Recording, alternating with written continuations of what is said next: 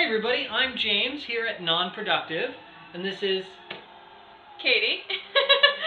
it's my lovely wife. Thanks. We have decided that leading up to Star Wars The Force Awakens, we're going to rewatch all of the Star Wars movies so that you don't have to. And we're going to present to you a fast-forwarded version of our commentary. We have Star Wars The Complete Saga Blu-ray set, so these are the most updated to George Lucas's vision. The Complete Saga up until December. And we're going to start with, of course, The Phantom Menace.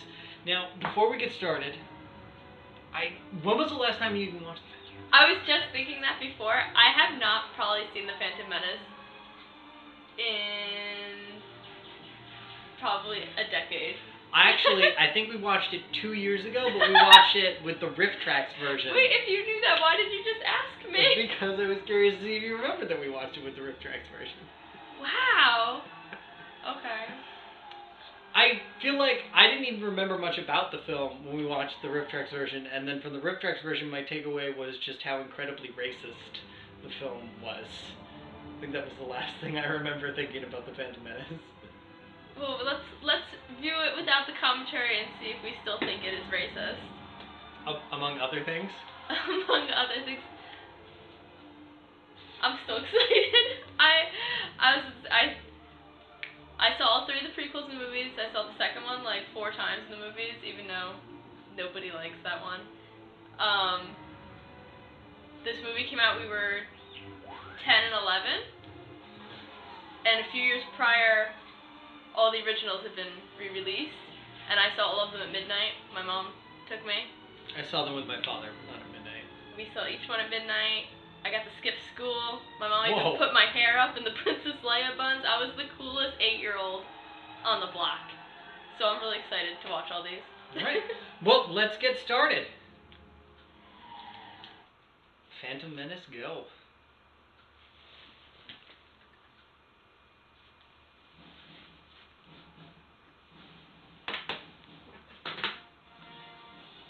Start the timer. Oh, I already started. Oh, did you? Alright, that's fine.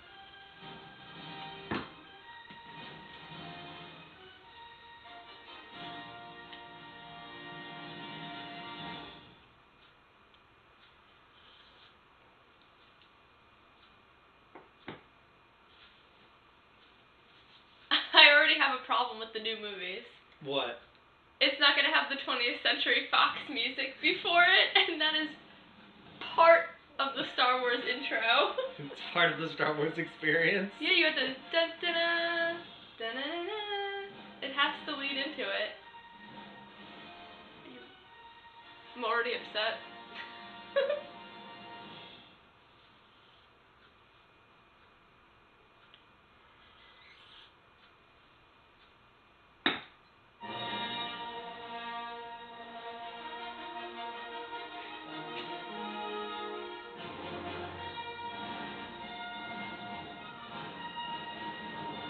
Should we read along?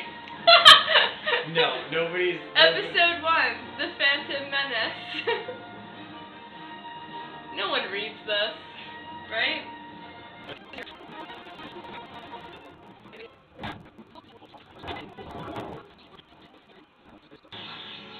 Do you want to hear my fact about the fish people? Yes, I want to hear your fact about the fish people. Okay. And by fish people, I mean the fish people in this movie, not the calamar. The enemies, Do you know the name of their race? I don't. But the main fish guy is the voice of all the Ood in Doctor Who. That's an interesting fact. It is. And he's also a white guy. Still racist then, okay. Yeah.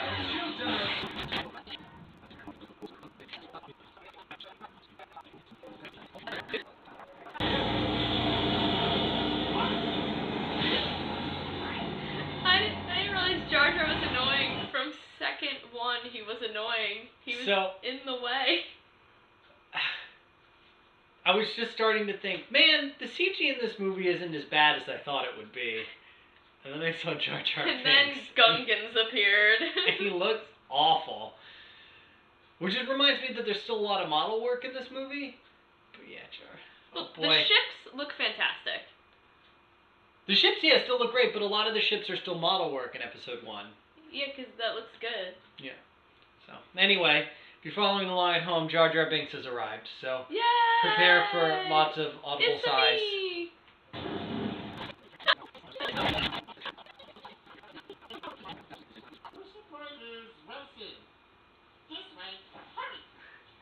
Why do they have to convince him?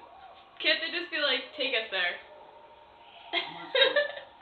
Why even negotiate with him? Something tells me it's like unethical to mind control all the time. Hey, don't worry. This hasn't been our day for warm welcomes.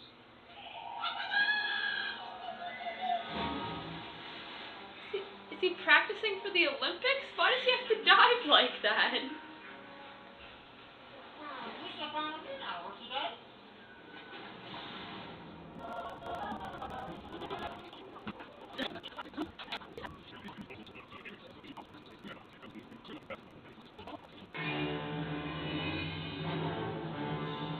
That looks terrible.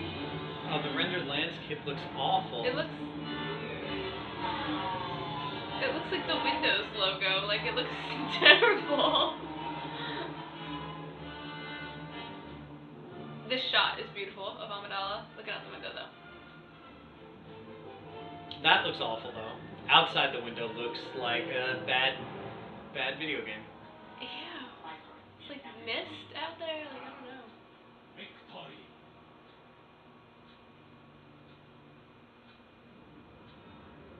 Like, I'd rather them just do, painting backgrounds. Well, that's what that looks like. Like, why wouldn't you just use art? Like, Lord of the Rings does that for a lot of their backgrounds. How will you explain this invasion of the Senate?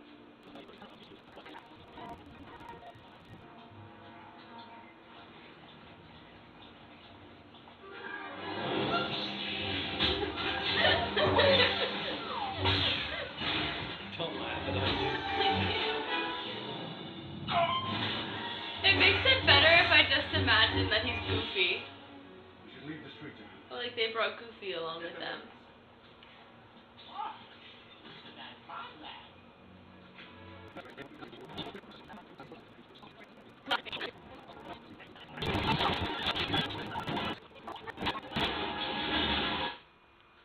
Like, what are we? We're 25 minutes into the film. I feel like, at this point, like, I don't even know Qui-Gon's name yet, I don't think. I think he's... It's weird because I feel like I'm now finally starting to feel a sense of something. The opening to this movie was so slow, right? It's so boring, and like, what is... Wait, but it's so boring, but there's non-stop action.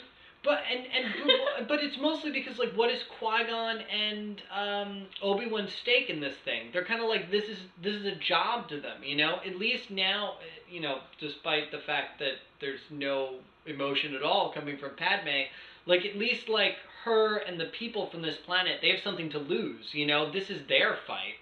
It doesn't really, like, occur to me that this is the Jedi's fight. No, they just kind of seem like they're there. They're sent there. This is their mission currently. But I don't know.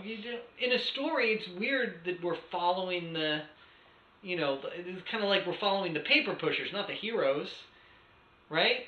Like, isn't that weird? We're following the people who've been sent to do this little job as compared to the people who actually have something to risk.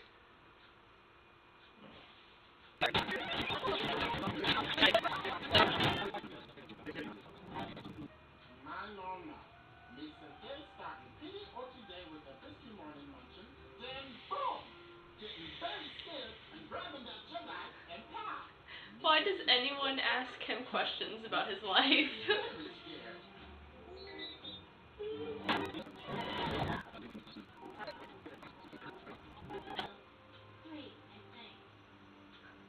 I have a really unpopular opinion. What is your really unpopular opinion? I think this little kid's adorable. I actually think Jake Lloyd, is that his name? I think actually he does a pretty admirable job in some of the scenes. He's just directed by Lucas, so some of his I mean, he's other a little stuff kid, aren't and he is pretty intense. Yeah, no, he definitely. Like, you could tell he's already too rough around the edges to be Yeah, disciplined like Qui-Gon or Obi-Wan. particularly Obi-Wan. He's rough around the edges himself. Well, he's not fully trained yet. I have 20,000 Republic dexterity.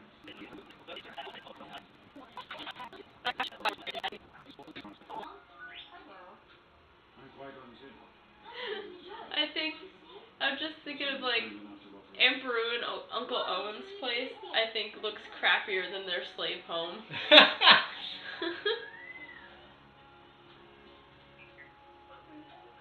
I guess they have more land on their farm. He's not finished yet.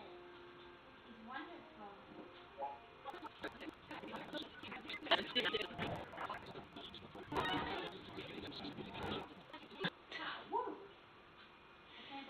God, he said how rude 3 times already. We're not even halfway through. We must survive in our life.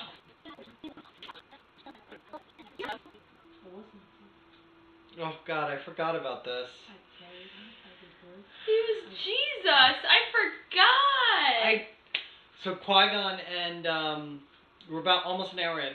Qui-Gon and gosh, what's his mother's name? Anakin's mother's name? Anakin's mother. Anakin's mother are talking, and she reveals that Anakin was a virgin birth, as they would say. I forgot that he is literally the child of the Force. Yeah. That's awful. We haven't even gotten to the midichlorians. Oh God, we're not going to comment on that. Just watch us groan audibly. Though, in retrospective, I love how Liam Neeson takes phone calls. You know, he's got his leg up. He's very majestic about talking. I have a special set of skills. He's the best at talking on phones. And I like how he spends the entire movie playing phone tag with Obi-Wan, who gets to sit in the shit. Obi-Wan has done nothing for this first hour. Ewan McGregor is acting his ass off trying to be Obi-Wan, doing nothing. But master. Oh, can I also mention? Yeah. I don't know if you remember when you saw this in the movies, but as a kid, you always assume, like, when you saw the first, or the other, 4, 5, and 6, that, I never know what to call them, that the Emperor, to you, is, like, played by an 800-year-old. So remember when I saw these? Oh yeah, and he's so young. Ian McDiarmid, I was like, how did he do that? He has the Force, he is younger, and it is the future. I just had assumed as a child that guy had been long dead. It pretty much works out for no one in the film series except for Ian McDiarmid. He, for some reason, can keep the right aging.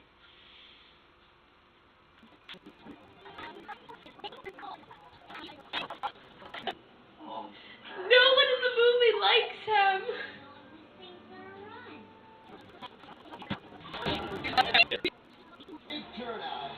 Oh boy, the announcer characters for the pod races. These aliens get better and better.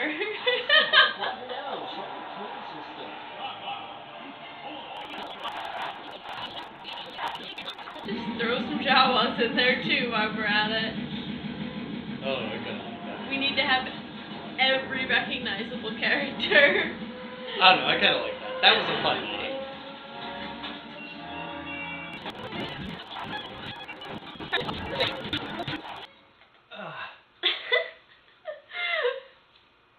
I like the pod racing.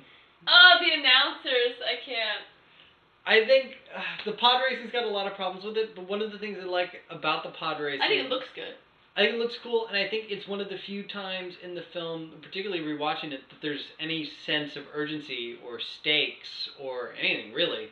There's actually a lot riding on this, you know? And also, you don't want a little kid to get hurt. Yeah. So it feels there's actual tension as compared to the Jedi and the trade disputes, or, you know, Natalie Portman as Amidala and her care for her people. Like, so much of that doesn't feel real, you know. So we're an hour, you know, like an hour in or whatever when we hit the pod race, and finally we've got something where we're like, oh crap, something could actually happen, you know. I don't know. The pod racing does that, and that's cool.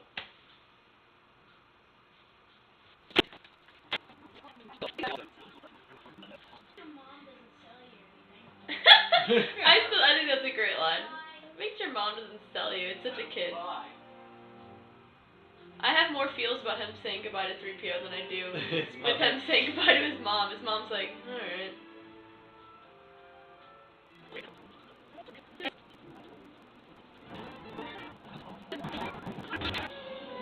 How do you expect this, like, little baby to keep up with 6'8" Qui-Gon Jinn?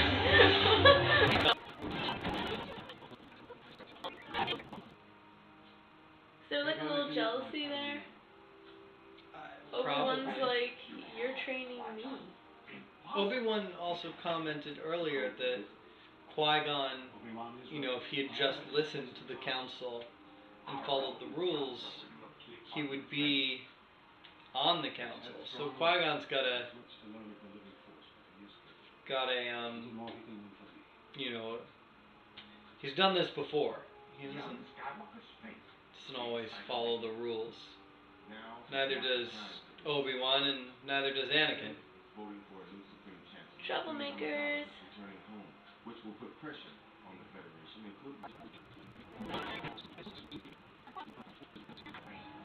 I've been wondering, what are midichlorians? No, we don't want to hear about midichlorians. Midichlorians are microscopic life. But I want to know.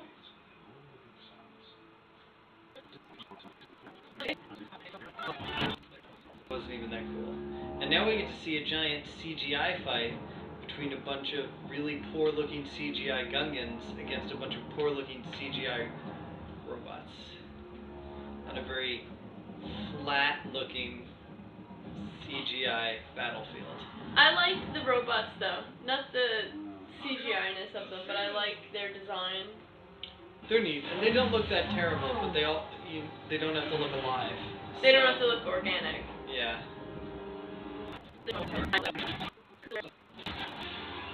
So I remember liking this a lot when I first saw the movie, because they cut between like the three battle scenes here, right? So we cut between the Naboo, we cut between the fights, you know, with Qui-Gon and Obi-Wan, between Maul and then Anakin. So let's see if I still like it. I hope you do, because I'm just letting you know this is the best part of the movie.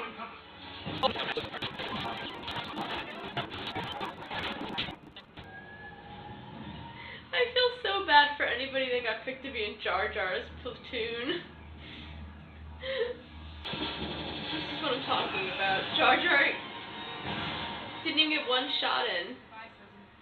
They're literally just throwing water at the droids and short-circuiting them.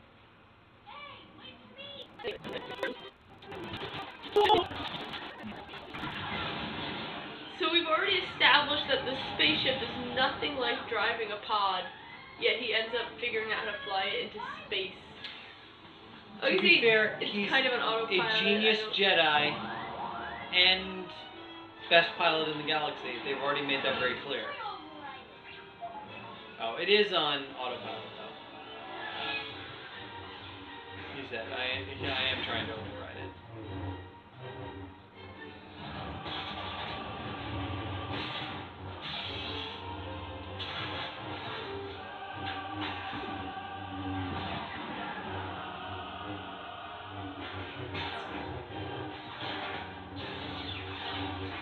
Star Wars needs more three-person Jedi battles.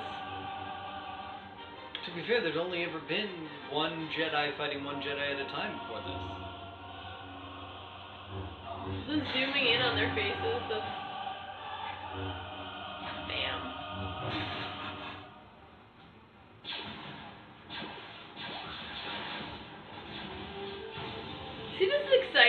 excited. I'm excited for like Amidala like to run through too. This is cool. Katie, The Phantom Menace. The Phantom Menace, Episode 1, written and directed by George Lucas. What'd you think? Well, I always felt bad for this movie because I felt like it was kind of like the Nickelback of movies. Everyone just liked to hate on it, but it's not that good. It's not entirely that terrible either. Like, it's easy to see where the problems are. The opening is obviously excruciatingly long, about a half an hour until we get to any sense of urgency. And the sense of urgency is placed on Amidala, Natalie Portman, who doesn't get to act at all, as, stern Queen Amidala. But, the stuff that people generally are like, oh, it's terrible, Jake Lloyd, pod racing, blah, blah, blah, blah, blah, is probably where the film actually succeeds a bit. It does a pretty good job at making those stakes high and interesting and enjoyable. Plus, Tatooine's familiar and something you enjoy watching. The ending's not so bad either. Obviously the fight with Darth Maul, Duel of the Fates, is great. And it's fun watching them storm the castle. Politics and Jar Jar antics I could included. probably watch that ending 100 times in a row. Yeah, it's really good. I love watching Obi-Wan's tension and Qui-Gon. It's just in that you get the magic of the movie.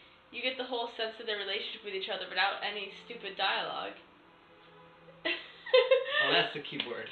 Without any stupid dialogue. And with that, I welcome Attack of the Clones, which I feel is, as far as movies go, probably the worst of the original trilogy. I'm gonna say of the prequel trilogy. When I was 12, it was like my favorite movie, so I'm really excited to revisit it.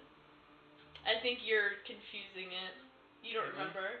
Am I? Well, we'll see. We'll see. It can't be as bad as this.